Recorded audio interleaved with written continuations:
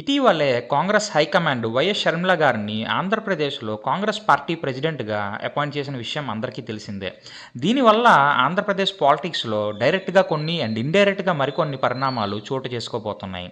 And కాంగ్రెస్కి షర్మిల గారి రాకతో ఎవరికి ఎక్కువ నష్టం కలగబోతుందన్నది ఇప్పుడు ఈ వీడియోలో మనం క్లియర్గా డిస్కస్ చేసుకుందాం.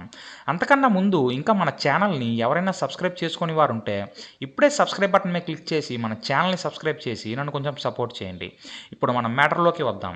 పాయింట్ నెంబర్ 1, షర్మిల గారి రాకతో ఏపీలో కాంగ్రెస్ మళ్ళీ పూర్వవైభవాన్ని తెచ్చుకుంటుందా అంటే అది కొంచెం కష్టమనే మనం చెప్పుకోవాలి.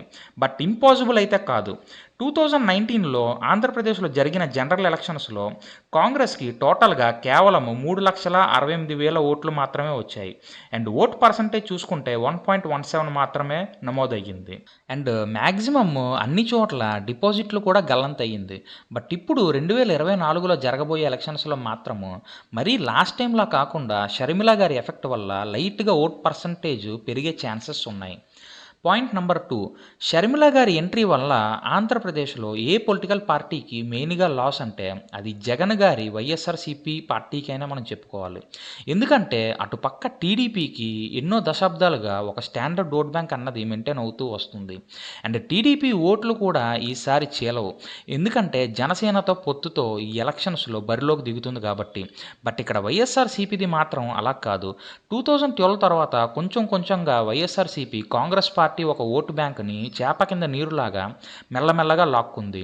అండ్ ఎప్పుడైతే కాంగ్రెస్ మన ఉమ్మడి ఆంధ్రప్రదేశ్ని విడగొట్టి తెలంగాణని సెపరేట్ రాష్ట్రంగా ప్రకటించిందో ఆ క్షణంలోనే కాంగ్రెస్ ఓటు బ్యాంక్ మొత్తం వైఎస్ఆర్సీపీకి కంప్లీట్గా ట్రాన్స్ఫర్ అయిపోయింది. ఇప్పుడు కాంగ్రెస్లోకి షర్మిల గారి ఎంట్రీతో వెంటనే కాకపోయినా మెల్లమెల్లగా అయినా పోగొట్టుకున్న ఓటు బ్యాంక్ని మళ్ళీ కాంగ్రెస్ సొంతం చేసుకోవడానికి చూస్తుంది. అండ్ రాబోయే ఈ 2024 ఎలక్షన్స్లో మాత్రం ఈసారి వైఎస్ఆర్సీపీ ఓట్లు అయితే ఖచ్చితంగా చీలుతాయి.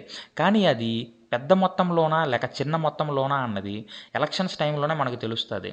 పాయింట్ నెంబర్ 3, షర్మిల గారి ఫేమ్ ప్రజెంట్ ఉన్న పరిస్థితుల్లో ఆంధ్రప్రదేశ్లో చెల్లుతుందా లేదా అంటే అది షర్మిల గారు రాబోయే రోజుల్లో ఆవిడ చేసే హార్డ్ వర్క్ అండ్ ఆవిడ వేసే ఎత్తులు అండ్ పై ఎత్తుల మీదే ఆధారపడి ఉంటుంది.